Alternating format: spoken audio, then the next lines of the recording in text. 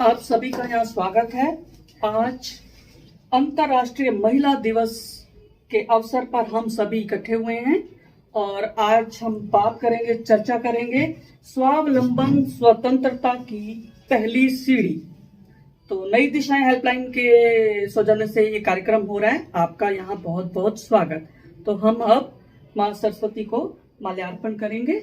तो आप सभी आइए, माँ सरस्वती के चरणों में दीप जलाएंगे। दीप प्रज्वलन के लिए हम सब इकट्ठे हुए। या देवी सर्वभूतेषु विद्यारूपेण संस्थिता नमस्तस्यै नमस्तस्यै नमस्तस्यै नमो। आज अंतर्राष्ट्रीय महिला दिवस पर हम चर्चा करेंगे कि स्वावलंबन किसी महिला के लिए क्यों जरूरी है। क्यों लड़कियां नहीं जी पाती सिर्फ अपने लिए, क्योंकि वे स्वार्थी नहीं होती। क्यों लड़कियां मार दी जाती अपनों के लिए, ये समाज से पूछिए।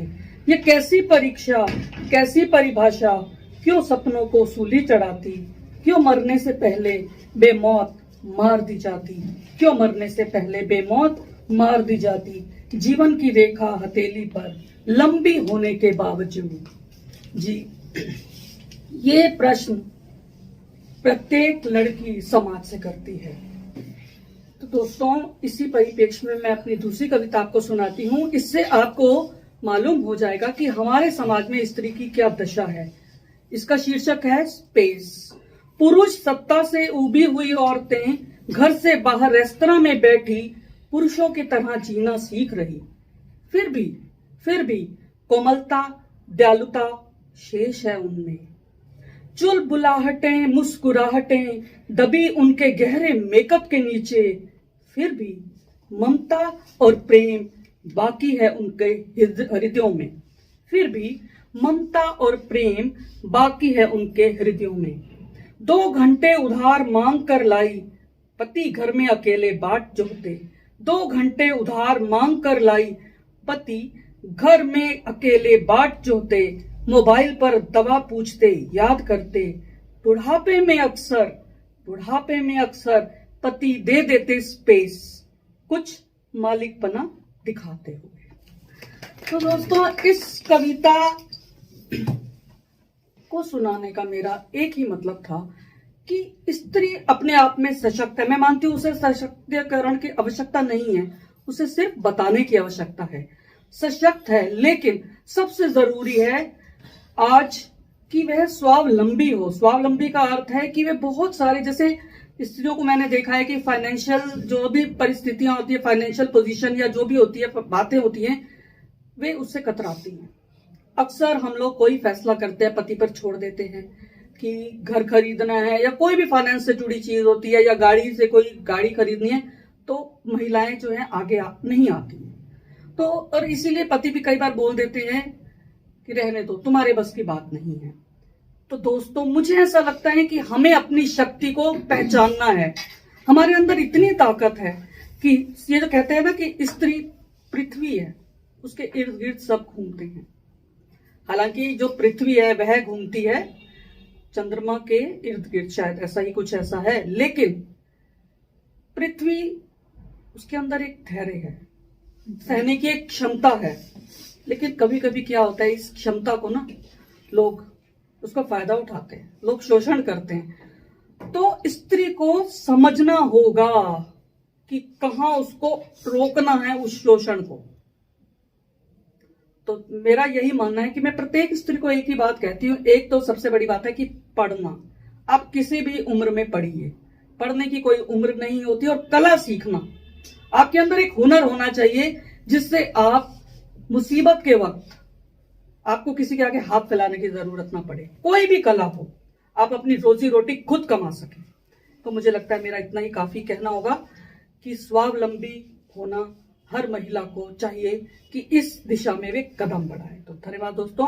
मैं आगे बुलाती हूँ इस मंच पर अनीता जी को। अनीता सुनेजा एक एंटरप्रेन्योर रही हैं, वे बताएंगी अपने थोड़े से अनुभव। तो अंजू ने बोला कि स्वावलंबन पहली सीढ़ी। मुझे तो लगता है स्वावलंबन शायद जब से पैदा होती तब से ही स्वावलंबी होती है लड़की। कभी भी ऐसा नहीं होता कि मतलब किसी पे डिपेंडेंट रहने की कोशिश करती है, लेकिन परिवार वाले ही उसको ऐसा कहते हैं, बाहर जाना ना भाई को बोलो, कहीं जाना है तो उसको बोलो। तो वहां से उसका जो स्वावलंबन है वो घर से ही शुरू कम किया जाता है कि स्वावलंबी नहीं हो सकती। तो जब मैं भी ऐसी हाउसवाइफ थी, 12-1 साल तक मैं भी हाउसवाइफ रही हूँ, मेरे 2 बेटे, बहुत नॉर्मल सा वो था। और मुझे भी एक दिन लगा कि मुझे कुछ करना है। तो जब मैं मार्केट में पहुंची और मैंने देखा कि काम इस तरह से है, मेरा जूट बैग्स का वो था, तो जब मैं शॉप पे पहुंचती तो लोग, मतलब शॉप वाला सोचता था कि 2-4 मीटर चाहिए होगा इसको कुछ। तो मैं पूछती थी ये कैसे मीटर है, तो नहीं, मतलब वो मुझे डबल के करीब ही बताया जाता था उस चीज को। तो मैं कहती थी कि अगर ये 5-100 मीटर चाहिए हो तो फिर वो कहता था अरे मैडम को देखो जरा। तो फिर वो मुझे एक अलग से मुझे वो अटेंड किया जाता था। तो स्वावलंबी होने के लिए ऐसा नहीं है कि आपको कोई है, लेकिन आपको ना थोड़ा अंडर एस्टिमेट समझा जाता है कि नहीं ऐसा लेडी तो नहीं कर सकती, या लेडी तो ऐसा नहीं हो सकता। तो मैंने उन सब बातों को छोड़ते हुए, हटाते हुए एक अलग सा एक मुकाम मैंने हासिल किया जब मैंने जूट बैग का काम शुरू किया। देन मैंने मशीन्स लगाई उस पे, स्विंग मशीन्स। तो स्विंग मशीन में मैंने उसमें इम्पोर्टेड मशीनें लगाई। दिल्ली में पहला मेरा ऐसा वो था जो इम्पोर्टेड मशीन पे बैग्स का काम हुआ था। उस पे फिर मैंने काफी लेडीज को काम दिया। तो मशीन वाला कहता था कि मैडम ये लेडी काम नहीं कर सकती, मुझे डिले कर देती है या देर हो जाती है। तो मैंने कहा ऐसा है, मैं एक की जगह ना 2 बिठाऊंगी यहाँ पे काम के लिए, लेकिन काम तो लेडी ही करेगी। मुझे भी थोड़ा बहस वाला वो आ गया था कि नहीं यार, कराना है तो इसी से कराना है, मुझे करना है तो मुझे करना है। जब मैं होके कर सकती हूँ तो ये क्यों नहीं कर सकती। तो मैं उन सबको हटाते हुए काफी, मतलब मैंने लोगों को, लेडीज को काम देने की कोशिश करी कि लेडीज को काम करना है। फिर उनकी एक समस्या आ रही थी कि बच्चे तंग करते हैं, बच्चे नहीं करने देते। कहता जी ठीक है, बच्चों को भी लाओ। तो मैंने उनके बच्चों का स्कूल में एडमिशन करा दिया। नगर पालिका के स्कूल होते हैं दिल्ली में, एमसीडी के। मैंने कहा सबको एडमिशन कराओ। तो बच्चे स्कूल जाते तो मम्मा भी आराम से काम कर लेती।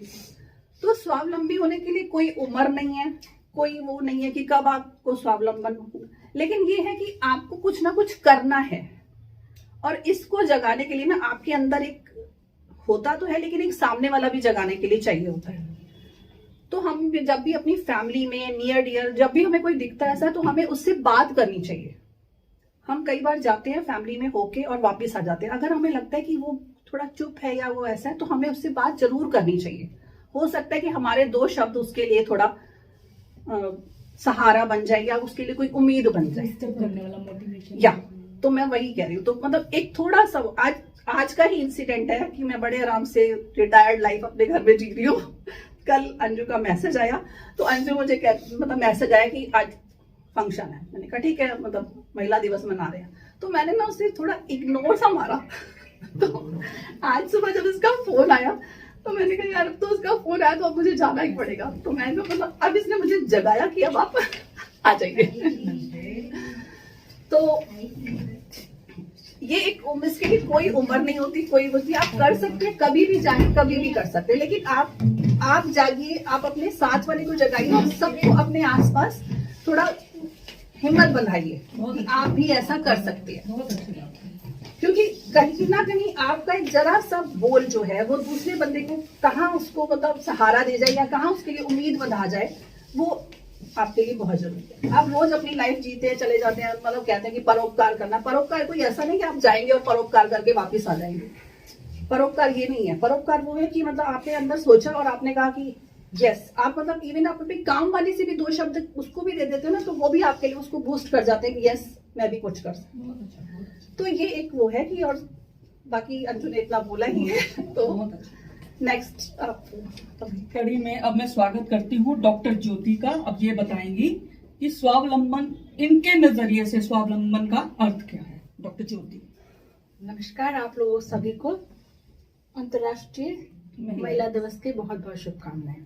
स्वावलंबन पर्दा नहीं प्रशिक्षण है, और पर्दा तो अब रहा नहीं, लेकिन प्रशिक्षण हर पथ पर है और हर दिशा में है। मानो तो हर दिशा में है, ना मानो तो घर पर भी नहीं है।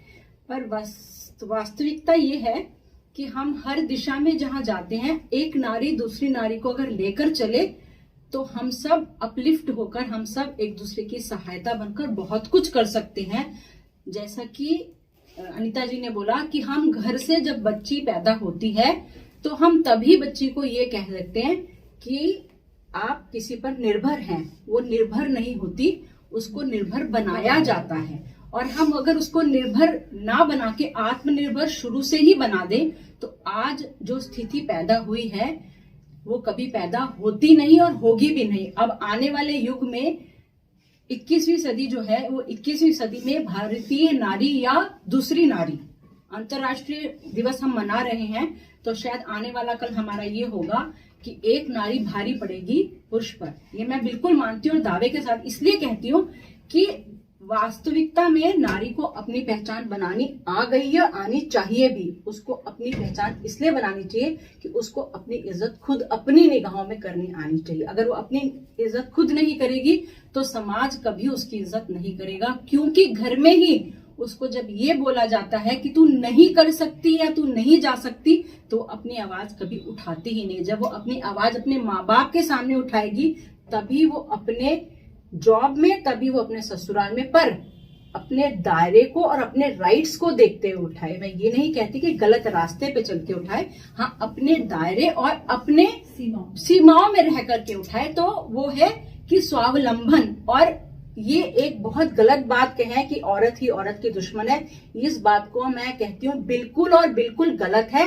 इसका मैं अपना ही उदाहरण बोलती हूँ कि मेरी ही सहेली ने मुझे मोटिवेट किया और उसके लिए मैं तहे दिल से धन्यवाद भी करती हूँ। लेकिन और भी जगह में देखती हूँ, मैं जिस स्कूल में जाती हूँ उसी में जो लेडीज हैं उन्हीं लेडीज ने जितनी एम्प्लॉयज रखी हैं, जितने एम्प्लॉयर्स हैं सारी ही लेडीज हैं। और वहां पर एक दूसरे के दर्द को देखकर अपलिफ्ट किया जाता है, उसको उन्हीं प्रॉब्लम्स को मोटिवेट कर कर, बूस्टअप कर कर ये बताया जा सकता है कि किस तरीके से आप में निखार लाया जा सकता है और कौन सी जगह पर आपको फिट करके इवैल्यूएट किया जा सकता है और कहाँ आप काम कर सकते हो। स्वावलंबन आपको अपने आप में लाना है, अपने विचारों में लाना है, अपने व्यक्तित्व में लाना है। तो इसी के साथ भी अपनी बात को खत्म करते हैं। धन्यवाद। शशि सैनी जी अब ये बताएंगी कि स्वावलंबन का असली अर्थ क्या है। तो मैं इनवाइट करती हूँ शशि जी को। शशि जी प्लीज आप आए। पे आप सब यहाँ पर पधार रहे हैं। तो अंजू जी और रेणु जी दोनों बहुत मोटिवेट करने वाली बहनें हैं दोनों। हम यहाँ पर अभी 2 महीने हुए हैं हमें आए यहाँ पर। तो इन्होंने निशी को भी काफ़ी मोटिवेट किया कि चलो हम तुम्हारा साथ देंगे, अपना काम करो। तो हमने फिर थोड़ा घर से ही लंच का काम शुरू किया, डिनर का काम शुरू किया। तो औरत ही औरत को थोड़ा बूस्टअप भी कर सकती है, सब कुछ कर सकती है। तो औरत को प्रधान देखो, हम जो है हम निरंकारी मिशन, संत निरंकारी मिशन से बिलोंग करते हैं। तो हमारे मिशन में हमारे बाबा जी ने ये औरत को आगे किया। उन्होंने हमेशा अपने साथ अपनी माँ को भी रखा एक साइड, अपनी बीवी को भी एक साइड रखा। जो बाद में हमारे गुरु जी के जाने के बाद वो गुरु माता बनी, नहीं माता सविंदर जी, पहले माता सविंदर जी गुरु माता बनी। फिर उनको भी ब्रह्मलीन हो गई तो उनके बाद उनकी बेटी को फिर मिशन ने सदगुरु के रूप में बिठाया। तो हमारे गुरु जी ने ही पहले औरतों को पहल दी कि नहीं, औरत ही शक्ति है, औरत के बगैर कुछ नहीं है। तो हर काम में आज तो आप सभी देख रहे हैं, हर काम में कहीं भी चले जाओ, कहीं भी चले जाओ, किसी दिशा में, जैसे अभी उन्होंने कहा, किसी दिशा में भी चले जाओ, औरत जो है बहुत ऊपर जा रही है, हर काम में ऊपर जा रही है। एरोप्लेन तक उड़ा रही है, फिर बीएसएफ में जा रही है, फौज में जा रही है, अच्छी अच्छी पोस्टों में, ऊंची ऊंची पोस्टों में औरत जा रही है। तो औरत क्या नहीं कर सकती अगर करनी पे आए तो औरत सब कुछ कर सकती है। तो बाकी घरों के हालात होते हैं, कई बार ऐसे हालात होते हैं कि औरत कुछ कर नहीं पाती है, जब बच्चे साथ नहीं देते हैं, घर वाले साथ नहीं देते हैं, तो औरत कुछ नहीं कर पाती है फिर। तो मैंने भी अपने टाइम में पढ़ाई करी, जेबीटी करी, थोड़ी बहुत सर्विस भी करी, लेकिन हस्बैंड के चलते कि हस्बैंड बंगाल में थे, वेस्ट बंगाल में, तो मेरी पंजाब में जॉब हुई। सब रिश्तेदार बोलने लगे ऐसा अच्छी लाइफ नहीं होती है, तुम उधर वो उधर, तो मेरे को जॉब छोड़नी पड़ी। तो मैंने जॉब छोड़ दी और अपने हस्बैंड के साथ, अपने बाल बच्चे के साथ में अपना जीवन बिताया। वहां भी अपना अच्छा जॉब भी मिली मेरे को 2-4 बारी, वहां पर भी अच्छी जॉब मिली बंगाल में भी, लेकिन घर के सर्कमस्टांसिस होते हैं, कई बार बुजुर्ग होते हैं, उनको छोड़ के हम नहीं जा सकते कि वो कुछ नहीं कर सकते हैं। इतना फाइनेंशियली स्ट्रांग हो आदमी तो उनके लिए गवर्नर रख देता है कुछ भी, चलो जो अपना संभालेगी। तो हर तरह से हर घर में कोई ना कोई ऐसी प्रॉब्लम होती है, तो उससे बचने के लिए हमें जो है अपने आप को स्ट्रांग करना पड़ता है, मजबूत करना पड़ता है कि हम मजबूत होए, हम अपना घर भी संभालें, हम बाहर भी संभालें। जैसे आप जानते हैं सुषमा जी जो नेताजी थी, सुषमा स्वराज, तो उनकी इंटरव्यू मैंने एक बार ऐसे सुनी थी, तो वो भी यही बोलती थी कि मैंने अपना जितना अपना करियर मैंने बाहर में बनाया है, मैं उतना अपना घर भी संवारती हूँ, मैं अपना घर भी उतना ही देखती हूँ।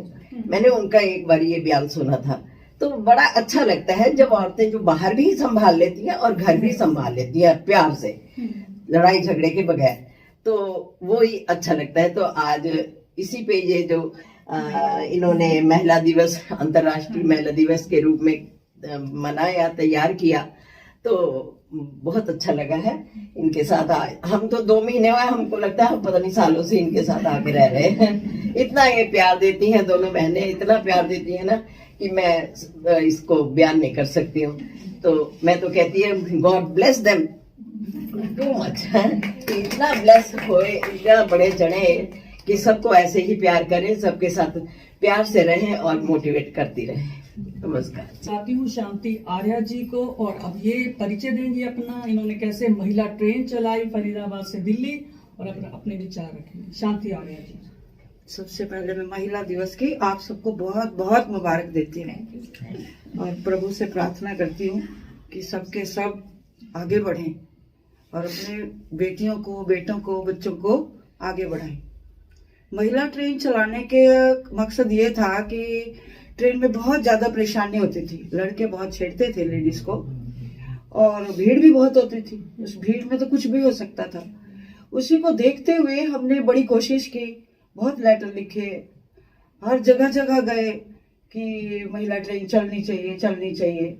एंड में आके ममता बनर्जी के टाइम पे ये ट्रेन चली, उन्होंने इस बात को समझा और ये ट्रेन हमारी चली।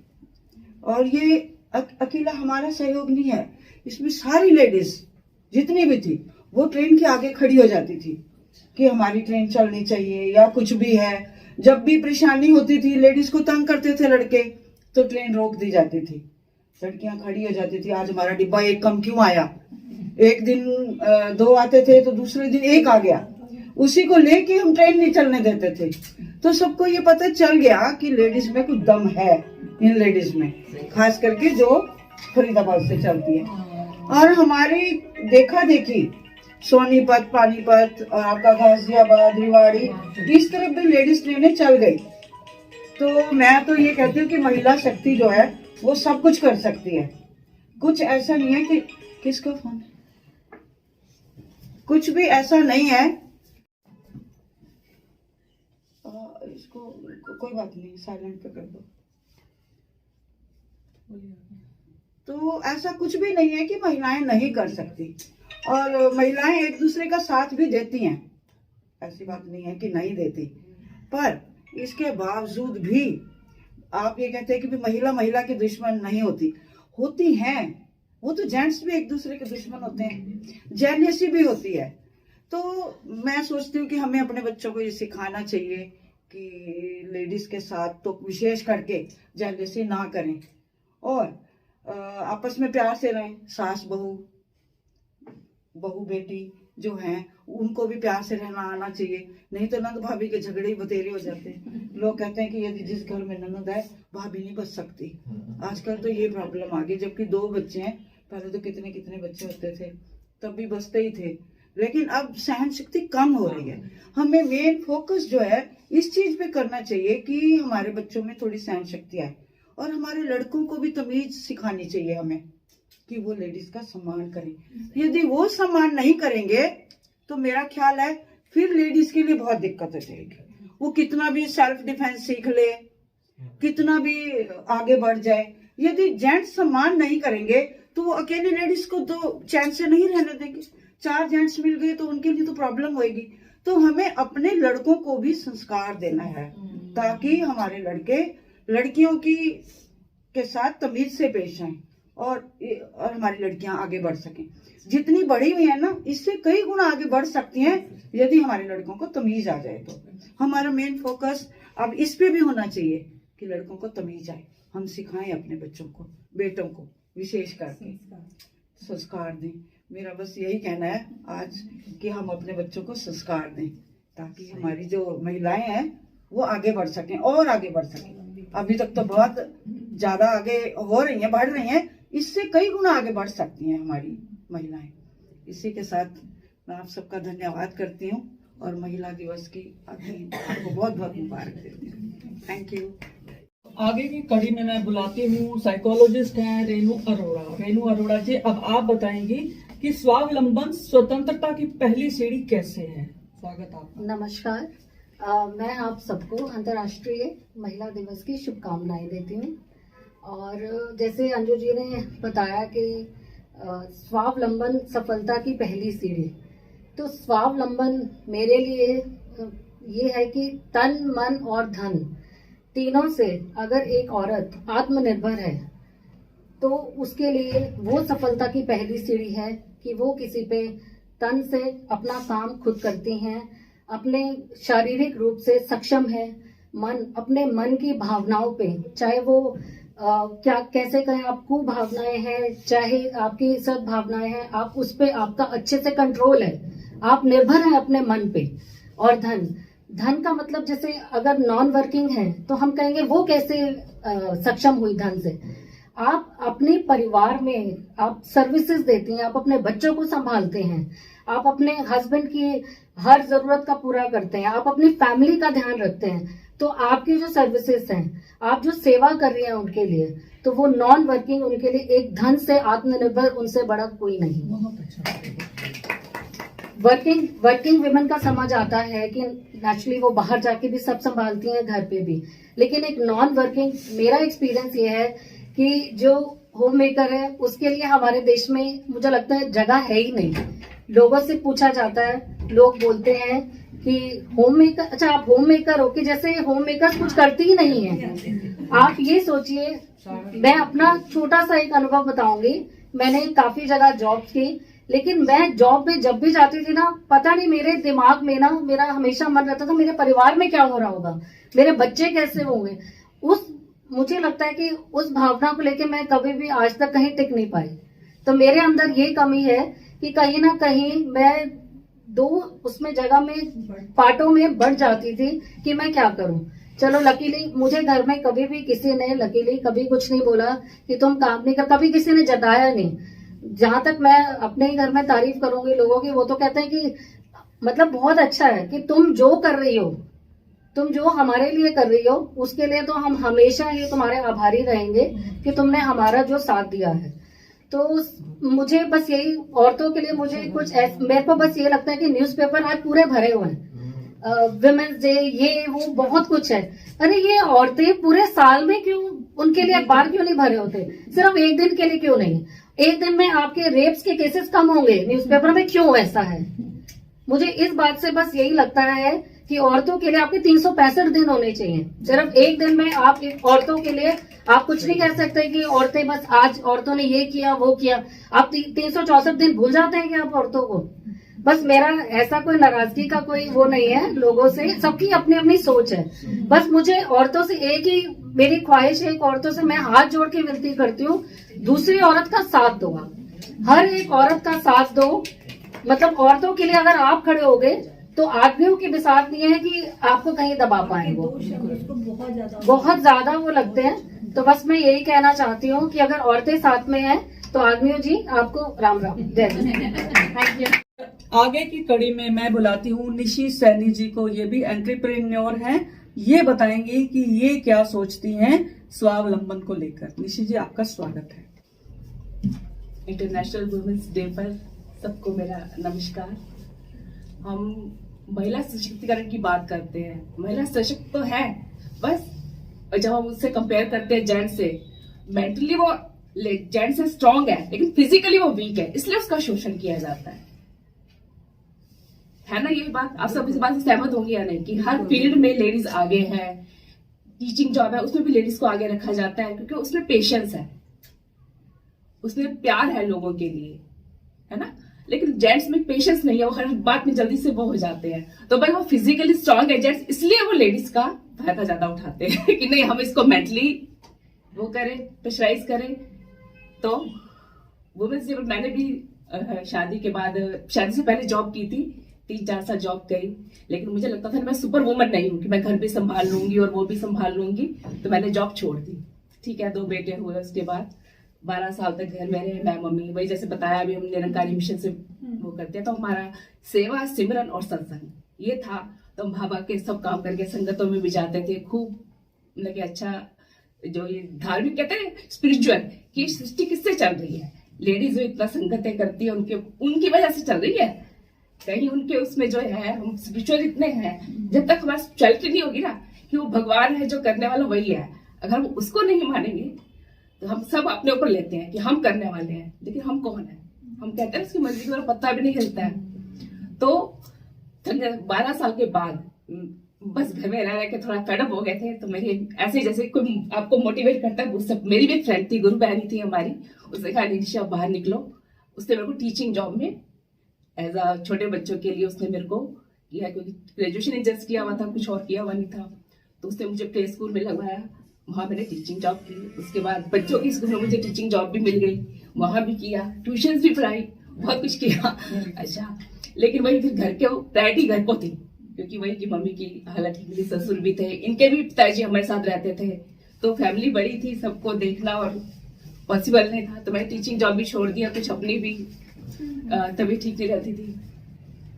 उसके बाद मैंने फिर घर में एक दिन ना वो ब्रोशर आया कि टीचिंग से वो सिलाई सिखाई जाती है सिंगर में, तो मैंने वहां सिलाई सीखी 1 साल तक। उसके बाद मैंने अपना बुटीक भी खोला लेकिन वही बुटीक क्यों नहीं चल पाया, क्योंकि मुझे डिपेंडेंसी मास्टर के ऊपर थी। मेरा अपना हाथ का हुनर तो था, लेकिन उसमें मुझे अभी उतना एक्सपीरियंस और उतना मेरे नहीं था। अच्छा, फिर वो मास्टर लोग काफी इरिटेट करते थे, तो उसको भी छोड़ दिया। उसके बाद एक मन में था कि नहीं मैं खाना, क्योंकि मेरी मदर इन लॉ उन्होंने भी पंजाबी फैमिली से बिलोंग करते हैं, तो खाना अच्छा लगे बनता ही था।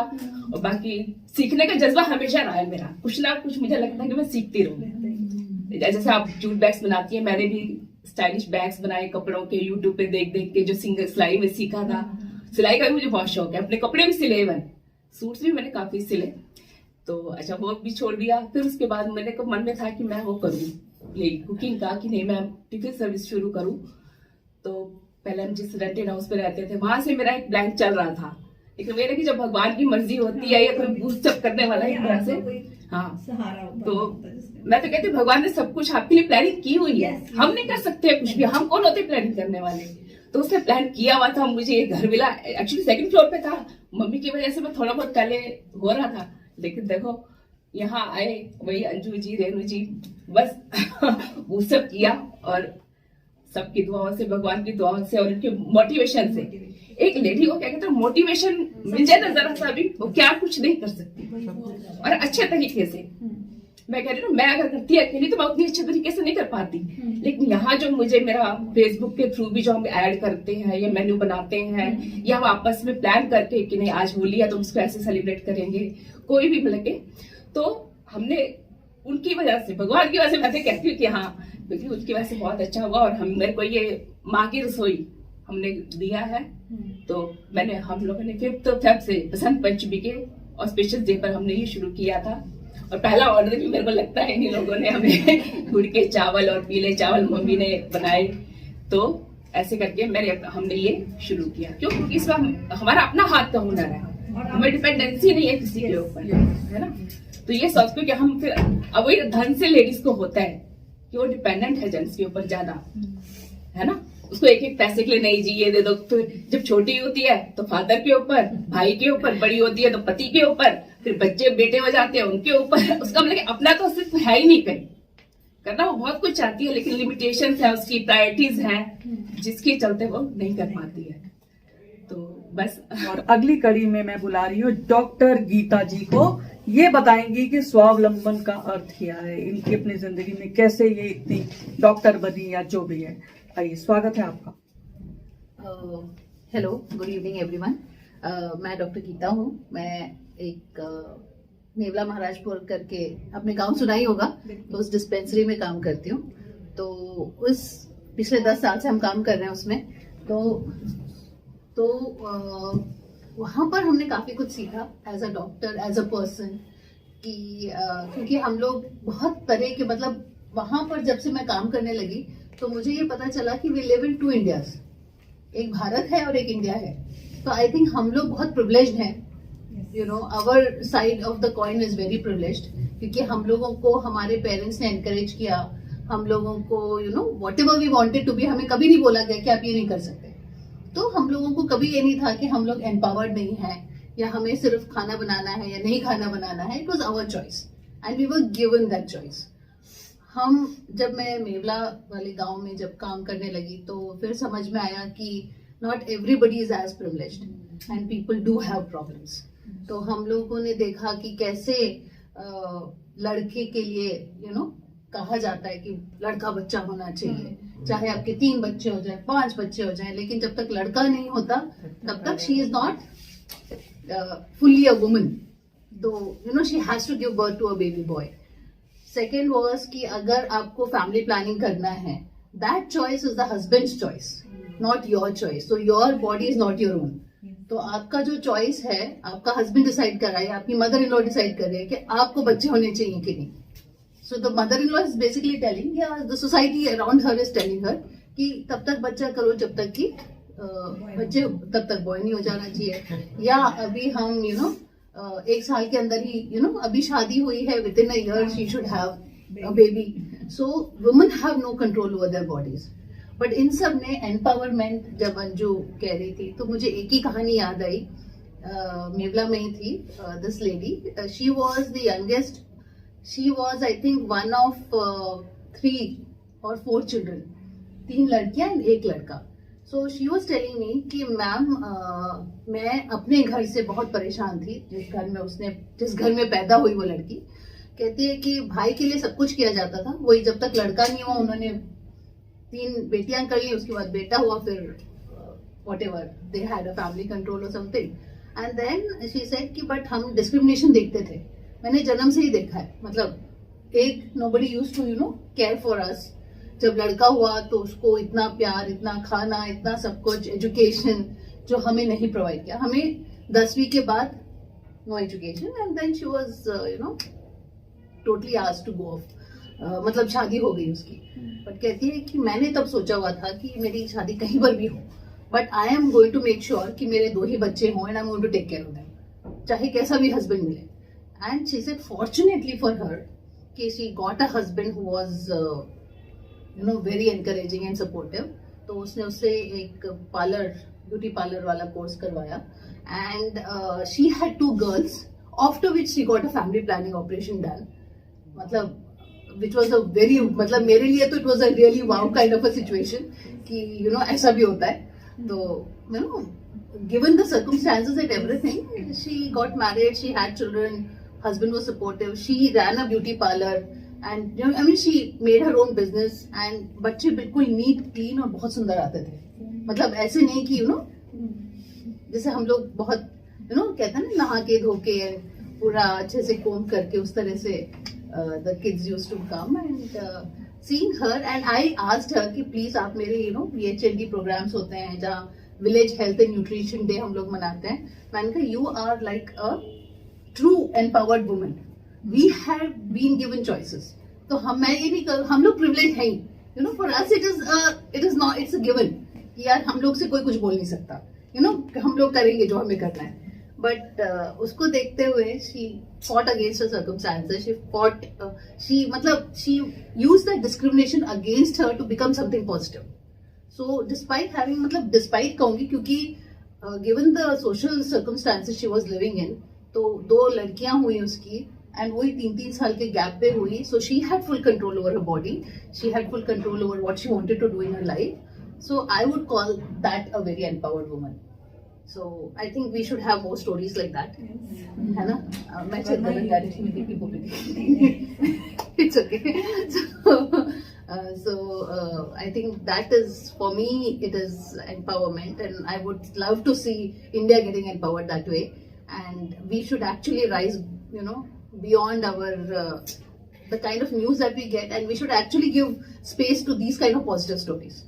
Because positive stories will give rise to more positive stories, and negativity is going to give rise to negativity. और मैं आजकल पेपर पढ़ती हूँ तो मैं बड़ा दुख लगता है कि मर्डर है, रेप है, वॉर है ना, and we do not have things which will put us in a better mood and which will show that we can be better. We can be better than this. So that is my take for Women's Day. Thank you. आज महिला दिवस के अवसर पर आप सभी ने अपने अपने विचार प्रस्तुत किए. इससे पता चलता है कि महिलाओं की स्थिति समाज में कैसी है, और यदि हम सभी चाहें तो अपने आप को स्वावलंबी बना सकते हैं और एक दूसरे का साथ दे सकते हैं. तो आप करिए वुमन पावर जिंदाबाद. जिंदाबाद.